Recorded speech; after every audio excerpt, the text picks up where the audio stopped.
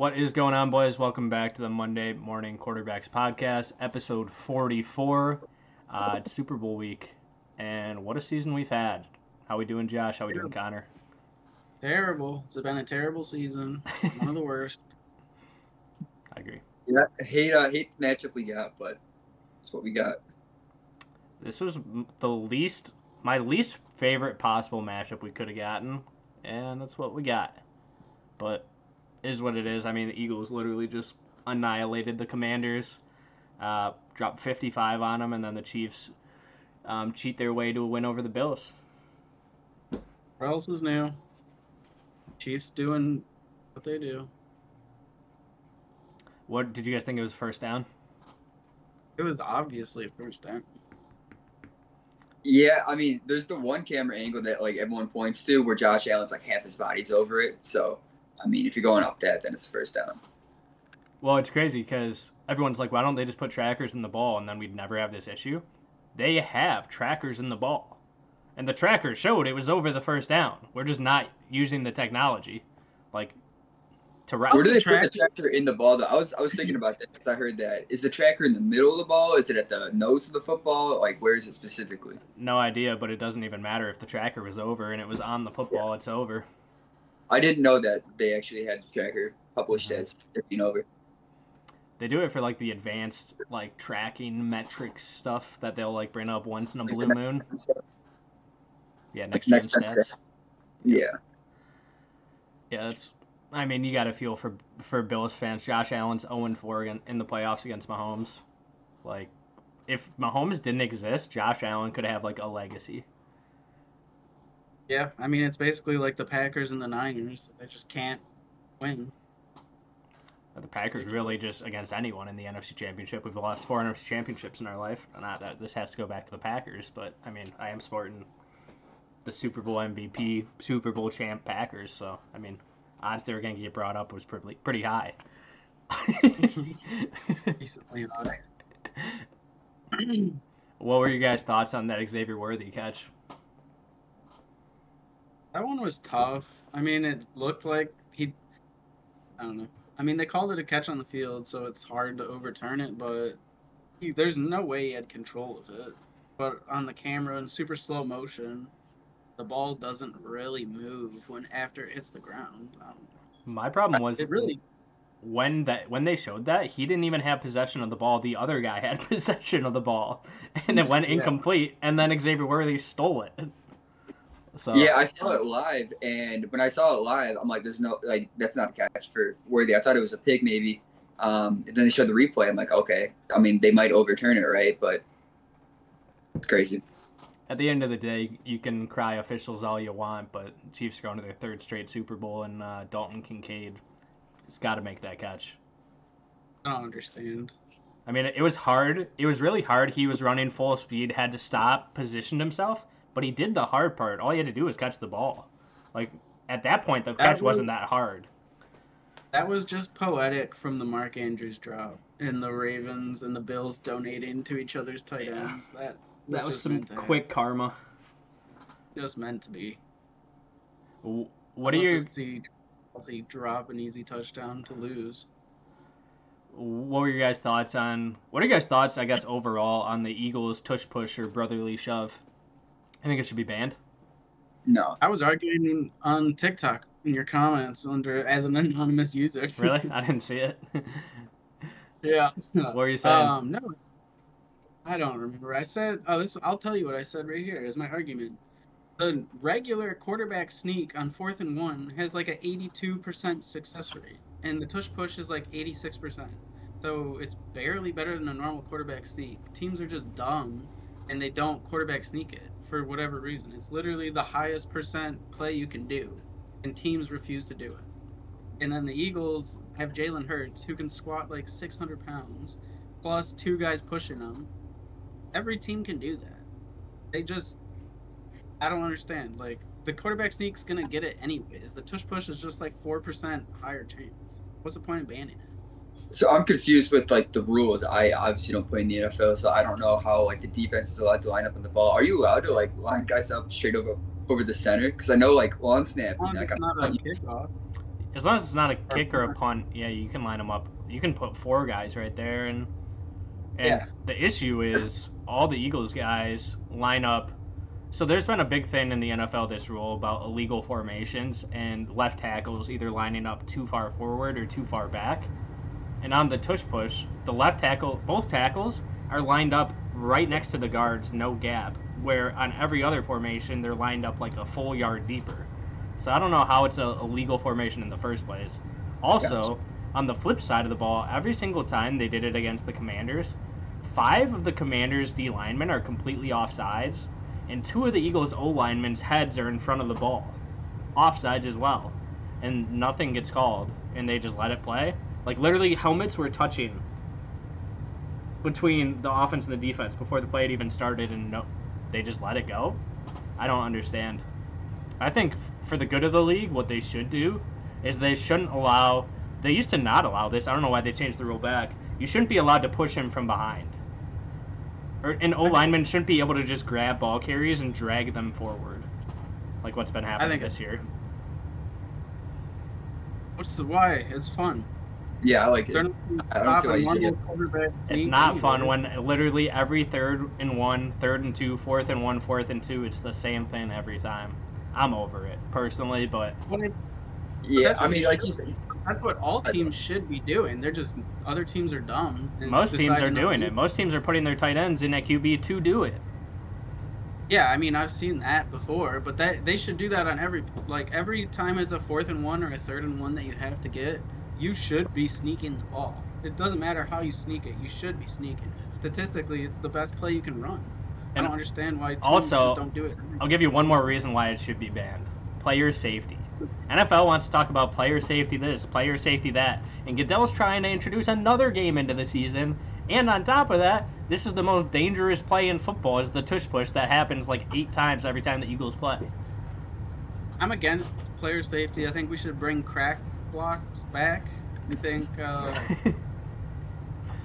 think we should bring a lot of stuff back, unless it's an egregious like Vontaze Burfict hit over the middle to a defenseless receiver. I think they should be letting a lot more happen. I think the quarterback should be able to get smoked in the pocket.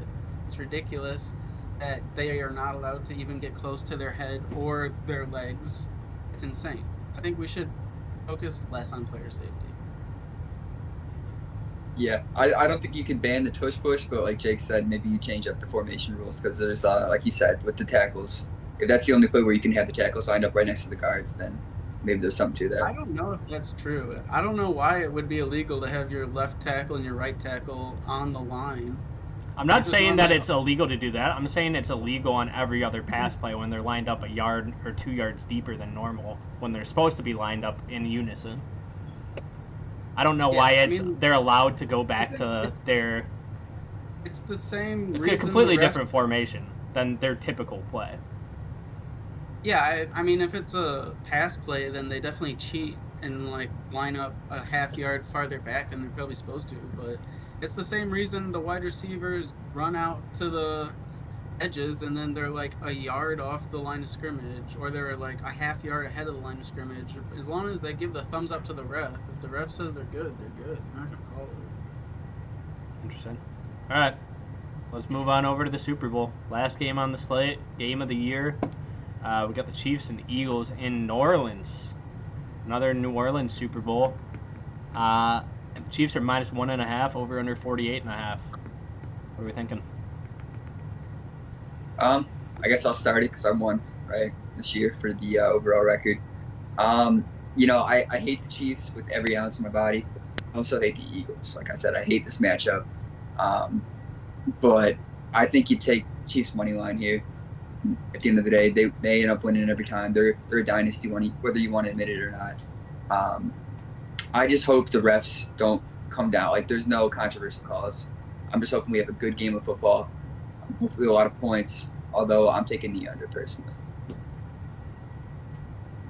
Yeah. This matchup's disgusting. It was like the 3rd worst matchup it possibly could have been before the season started. Only 2 being worse would be Chiefs-Lions or Chiefs-49ers. I don't know how the Eagles can beat Taylor Swift and the refs. I just don't see it happening. And I hope that when the Chiefs do win, which they will win, that I hope it's by an awful, terrible ref call, and it just confirms everything that everyone's known all season. I hope there's three. I hope there's at least three calls that are just egregiously bad that completely change the game for the Chiefs because they're gonna win anyway, so they might as well win in a disgusting referee making a terrible call fashion, which has been what they've been doing this season. And I think Andy Reid is also a genius. And if you give him 2 weeks to prepare for a team like the Eagles, they're gonna stop Saquon. I think Saquon will be held under 100 yards this game, and they're just gonna make Jalen Hurts beat him as a pocket passer. And the Chiefs have a great secondary, and they always show up when they're supposed to show up. So I just don't see how the Eagles can win this game. I think it's going to be a close game, another game that'll come down to the wire. Last time they met in the Super Bowl was a shootout. 38-35 was the final in that one. That came down to a super controversial pass interference call on Juju on a deep ball. But I'm also going to be on the Chiefs bandwagon here. It's hard not to pick them when they just do what they do. Andy Reid is the greatest coach in the modern era, and it's not even close. I think he's way better than Bill Belichick ever was. I think Belichick kind of got carried by that Brady dynasty, and we saw how that went after Brady left. Brady once goes on and gets a ring without him. But on the flip side of it, I mean, Mahomes is obviously great, and I think he'd be great on any team. But I think Andy Reid played a big part in that and covers up a lot of flaws of Mahomes. Also, Kelsey's just an absolute monster in the playoffs. Had a quiet week last week. I think he'll get involved early and often. Eagles have struggled against tight ends, giving up like 18 catches to Zach Ertz last week. Should be a fun game to watch. I mean, not necessarily a fun game to watch compared to probably what we could have had. It's two teams I absolutely hate. I hate the Philly fan base more than anyone. It's not even that I hate the Philly players. Jalen Hurts doesn't bother me at all. He's like a very mid quarterback that has good running abilities. But passing the ball, he does not impress me at all. But he has an elite offense around him. He's got the best running back in the league. He's got a top 3 wide receiver in A.J. Brown, who is underutilized in that offense. And then he's probably got one of the best wide receiver 2s in the league in Devonta Smith. And then Dallas Goedert's really come alive in the playoffs, too. I mean, his supporting cast on offense is awesome. Combine that with the number 1 defense in the league. The Eagles are a unit, but I just don't think they have enough to beat the Chiefs, and it's kind of that mental block of playing Mahomes in the playoffs that no team seems to be able to overcome. Burrow can do it. Except Yeah, I think it's close. I don't think anyone's really expecting a blowout here. I mean, out of all the Super Bowl, out of the last 3 Super Bowls, I think this will be the closest one. Or this is like the closest matchup the teams are. Last one went to OT. Yeah, that's what I mean. Double overtime. Yeah, that's insane. I would love another overtime game. I love the dramatics, and I mean, I got the biggest parlay of my life on the line thanks to a $500 free bet. I need a Kareem Hunt touchdown, a Jalen Hurts touchdown, A.J. Brown over 60 receiving, Xavier Worthy over 60 receiving, and Mahomes over 25 rushing. And I win $10K, and I instantly pay my car off. It's done. That'll be nice. My 2 favorite bets are tails on the coin toss and purple for the Gatorade. Okay. Weren't the Chiefs purple the last 2 times they won the Super Bowl? Were they? If that's the case, I gotta switch it up. They were purple last year, I know. And then I think, so the last 3 Super Bowls they won, one of them they didn't even dump the Gatorade. And then I think the last 2 I want to say have been purple. I'm excited for the halftime show and the commercials. Who is halftime show? I don't even know. Kendrick. Oh, that's cool. Coming I feel off like 5 commercials like gone downhill. Like I remember when I was a kid, I used to like look forward to like Super Bowl commercials. Now like they're all released like 2 weeks before the actual game, and I don't know. Well, don't watch them. Commercials are for drinking beer and eating buffalo chicken dip and wings in the kitchen. Fluff the commercials. If you watch the Super Bowl for the commercials, you're a nerd. I'm watching the Super Bowl. The current odds for the Gatorade. I want to make it known. I'm absolutely watching the Super Bowl just for the commercials and the halftime show. I will actively trying to be not watching the game. You're not gonna cheer on my bet with me. You're not gonna ride a 10 grand parlay. I'll wait until the second half and then I'll see where you're at because the first half is just too much for me. I'd rather wait until like there's one leg left and we're watching it than try to figure out what we're doing every drive. But yeah, obviously I'll be watching it. I was just being dramatic. The most popular Gatorade color to be dumped on coaches is orange. That happens 20% of the time. And this year, orange is plus 400. I'm on orange this year. Off purple on orange, just like that. Has there ever been a white Gatorade dumped on something? Mm-hmm. What's the lowest chance color Gatorade? Blue. Yellow. Yellow's the best Gatorade too, in my opinion. That might be a hot take, but I love yellow Gatorade. That is the very hot take because it's obviously not true. Yellow's the best. The white one's good, but I don't even think that's two. Blue's good. Red is obviously the worst. Red's the best. Everyone knows it. Red's actually the worst. I'm not even just saying that because you said that. I hate red. Why? You think it tastes like medicine or what? No, I just don't like it. And then like makes your whole mouth literally red. You're welcome. For what? Why else would I be drinking red Gatorade? I'm trying to get my mouth red. You boys got anything else you want to add? Wrap up the season. Thank the people for watching. All our like 8 fans that tune in consistently. 2 of them being our mom and dad. Is there a over/under line for Taylor Swift cuts? There is. It's 2.5, which is weird. That's it? No way. I was guessing it'd be like 11 or 12. Yeah, I think it was 2.5. I could be completely wrong on that. I might have been thinking of something else. I feel like you have to hammer the over if that's it. That's crazy. I don't think any of the big books have that on, but you could definitely find that on some sketchy books, I'm sure. Here's a funny bet for a sketchy book bet. Travis Kelce to propose to Taylor Swift after the game, plus 750. There's just no way. There's no way. The only way that happens is if their entire relationship is just a publicity thing. Which could be very high, honestly. So if it happens, then I mean, it's publicity, I guess. I mean, this is also a free bet on a sketchy book. Will Brittany Mahomes be in the same suite as Taylor Swift? I mean, you think, yeah, right? It's yes minus 300. I'm putting a few units on that to recoup. Taylor Swift just cut out Blake Lively, so I don't know. I almost brought that up. I didn't know if we want to get into if we want to turn this into a drama pod. I think we should get into it. Justin Baldoni, are you guys team Blake Lively or team Justin Baldoni? I don't think anyone's team Blake Lively. I think her career. Taylor Swift's not even team Blake Lively, and that's her best friend. Yeah, Ryan Reynolds, I don't think is even going to be team Blake Lively. Well, he's the issue. He's the one actually getting hate more so than Blake Lively is. Yeah, I mean they're both awful people, but they're turning on each other now. Is what the last I've seen. They're probably going to get divorced in the announcement in the next couple months, I would guess. Yeah, Ryan Reynolds is just a psychopath apparently. Like. 100%.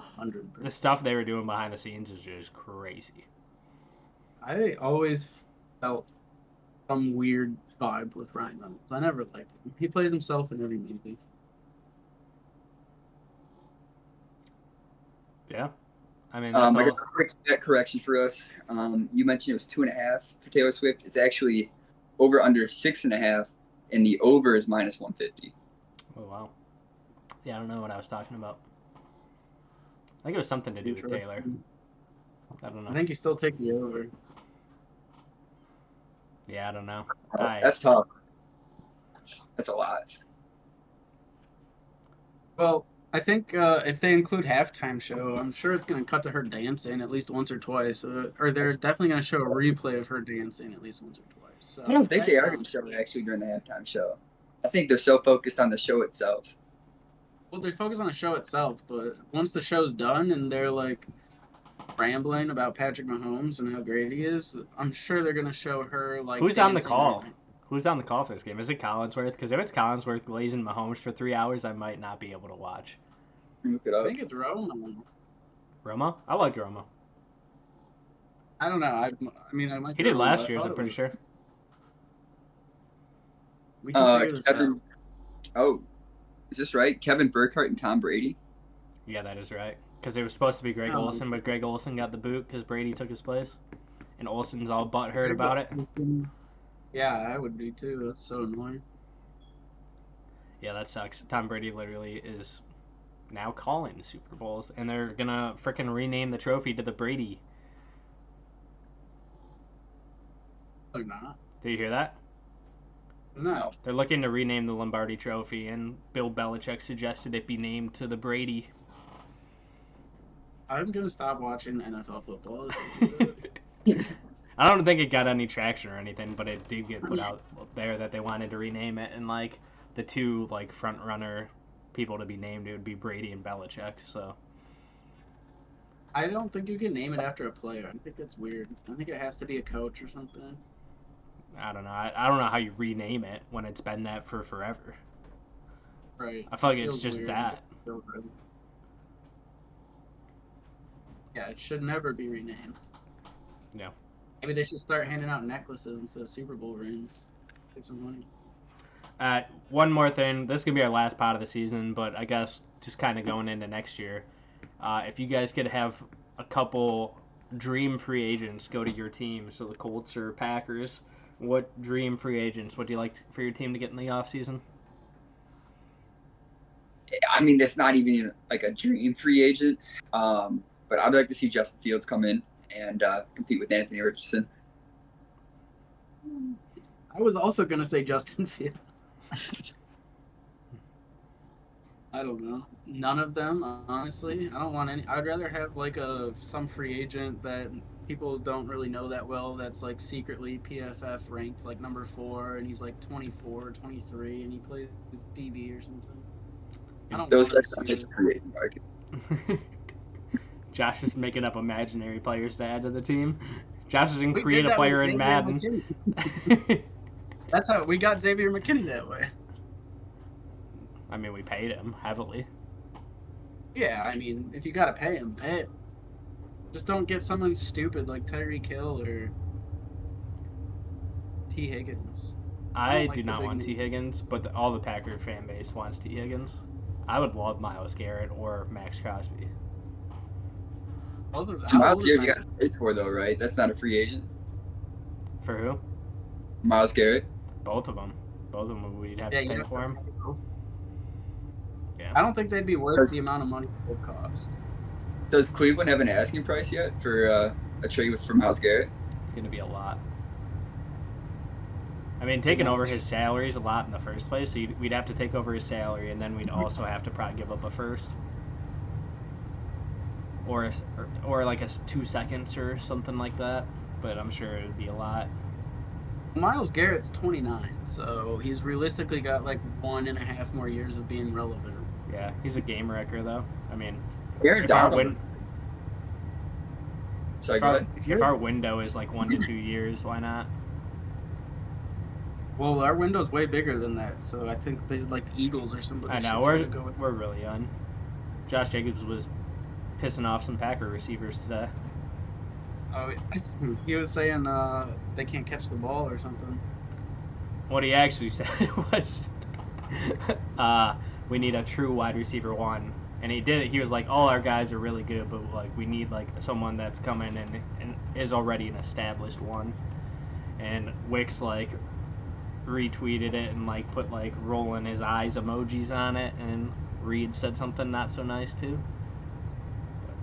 I think we've got such talented wide receivers. Christian Watson can't stay healthy, but outside of that, I mean, really, I think Dontavian Wicks and Jaden Reed are 2 talented wide receivers. They just need to spend the offseason with Jordan Love. And catching Like, they balls. should be catching hundreds of balls every day in the offseason.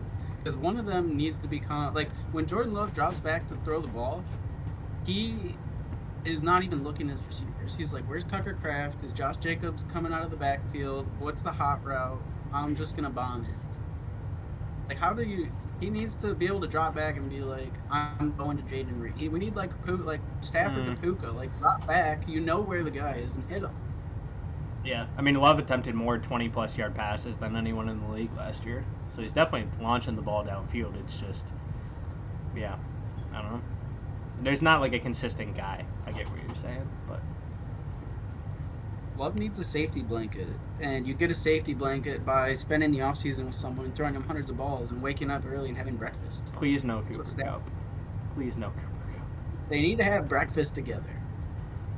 Someone needs to have breakfast with Jordan Love. I don't know who it is, I'll but go one have of them break- needs to. I'll go have breakfast as part owner of the team. Put me in a slot. I'll be the new Cooper Kupp in Green Bay.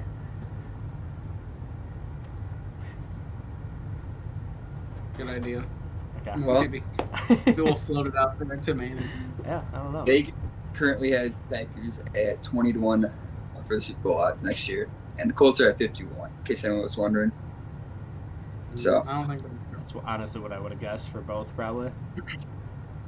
Right in that ballpark. Seems about right. What about the Niners? The Niners are weird. They're like mid collapse right now. 28-1. I bet it's like 35.